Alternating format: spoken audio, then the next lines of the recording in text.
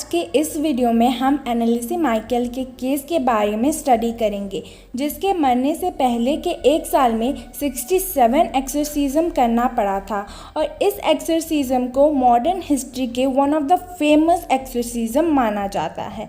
इसके ऊपर 2005 में एक मूवी भी रिलीज़ किया गया था जिसका नाम था द एक्सोर्सिज्म ऑफ एमिली रोज।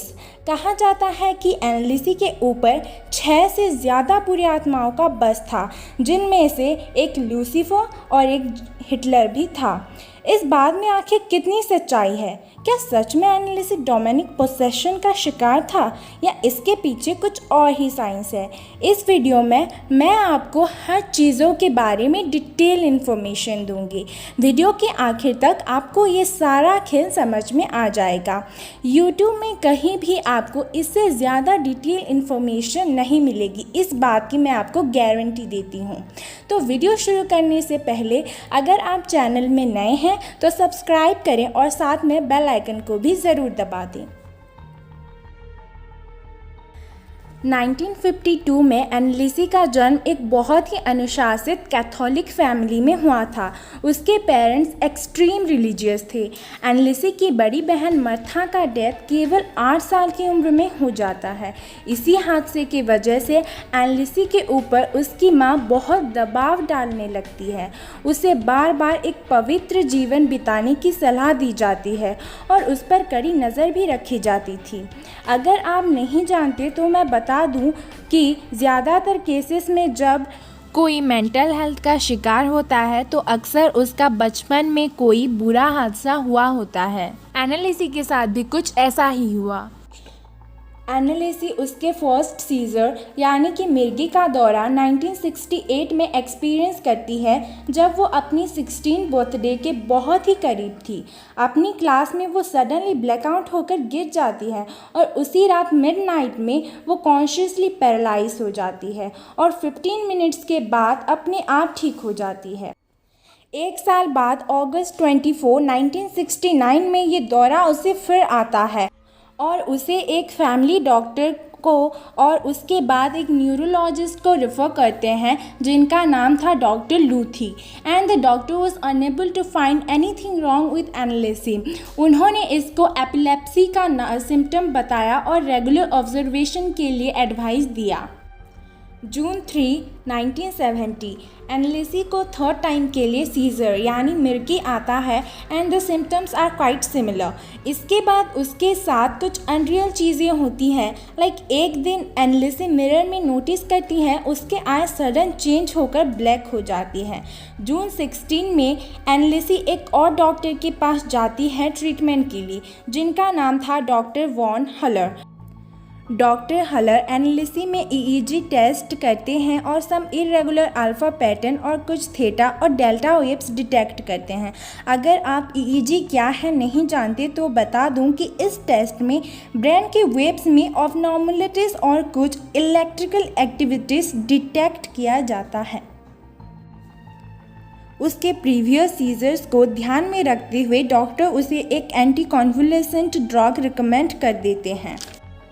एक हफ्ते बाद प्रेयर करते टाइम एनालिसी सडनली एक बहुत ही डरावना हंसता हुआ चेहरा देखती है और बहुत ही डर जाती है।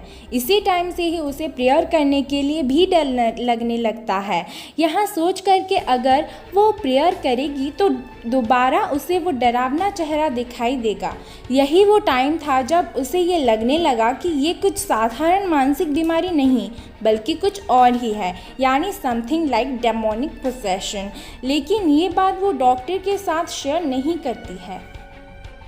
यहाँ पे एक पॉइंट नोट करने वाली यही है, उसे ये जो भूतिया डरावना चेहरा दिखाई देने लगा था ये सब वो ड्रग्स लेने के बाद हुआ और पुलिस इन्वेस्टिगेशन में डॉक्टर हलर का रिकॉर्ड इंक्लूड नहीं, इसलिए हमें पता नहीं चल पाता कि एनालिसी को कौन सी एंटी कॉन्वुलेसेंट ड्रग दिया गया था। इन सिम्टम्स को मेडिकल साइंस में हेल्यूसिनेशन कहा जाता है, जिसमें कि पेशेंट ऐसी चीज़ देख सकता है, सुन सकता है, टच कर सकता है जिसका कि रियलिटी से कुछ कनेक्शन नहीं होता है। यहाँ पे आपको एक क्लिप मिल जाएगी जहाँ पे आपको एक आइडिया हो जाएगा कि हेल्यूसिनेशन क्या होता है।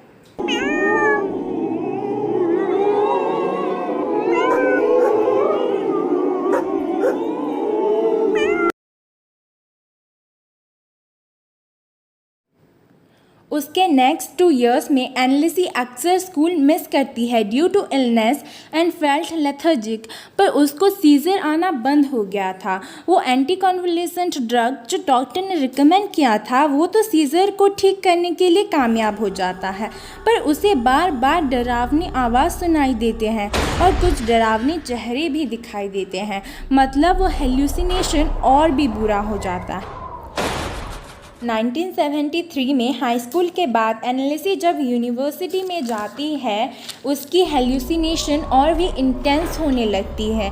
उसे ऐसा लगने लगता है कि उसके हर कदम पर भूत उसका पीछा कर रहा है। बार बार वो डरावने चेहरे उसे दिखाई देते हैं। इसी कंडीशंस की वजह से एनालिसी डिप्रेशन में चली जाती है और उसके दवाई भी कुछ काम नहीं कर रही थी। कई स्पेशलिस्ट बिलीव करते हैं कि यही वो ऐसा टाइम था जब एनालिसी को सबसे ज़्यादा ट्रीटमेंट और प्रॉपर डायग्नोस का ज़रूरत था, पर यहाँ सिचुएशन कुछ उल्टा होता है। एनालिसी के एक फैमिली फ्रेंड बोलते हैं कि उस पर कोई बुरा शैतान का कब्ज़ा है और उसे डॉक्टर नहीं बल्कि एक प्रिस्ट की ज़रूरत है, क्योंकि उन्होंने ये नोटिस किया कि एनालिसी प्रेयर नहीं करती, होली वाटर पीने से मना करती थी और हर वो पवित्र चीज़ अवॉइड करती थी। आखिर वो करती भी क्यों ना, उसे प्रेयर के टाइम ही ज़्यादातर भूतिया चेहरे दिखाई देती थी। अर्नोल्ड रेंस और एर्नस्ट ऑल्ट, 2 एक्सोर्सिस्ट जो कि एनालिसी के एक्सोर्सिज्म प्रैक्टिस किए थे, इसका 43 टैप कैसेट्स भी रिकॉर्ड किए गए थे जहाँ पे एनालिसी अलग अलग वॉइस लैंग्वेज में बात करती थी। इस दौरान एनालिसी के पेरेंट्स कन्विंस हो चुके थे कि उसके अंदर कोई भूत है और उसका मेडिकल सुपरविजन पूरी तरह नेग्लेक्ट कर चुकी थी। आखिर के 10 महीनों में एनालिसी को 67 एक्सोर्सिज्म से गुजरना पड़ा था। ये सेशंस हफ्ते में 1 और 2 दिन तक चलता रहता था। ड्यूरिंग दो सेशन एनालिसी डेड एनिमल्स, इंसेक्ट्स को खाने लगती थी, यहाँ तक कि फ्लोर पे अपनी यूरिन को भी चाटती थी। एक बार ऐसा भी हुआ कि वो एक टेबल के नीचे बैठकर 2 दिन तक कुत्तों की तरह भौंकने लगी। एनालिसी के हालात बहुत ही ख़राब होने लगी थी और उस टाइम उसका वज़न 68 पाउंड्स था, यानी लगभग 30 केजी।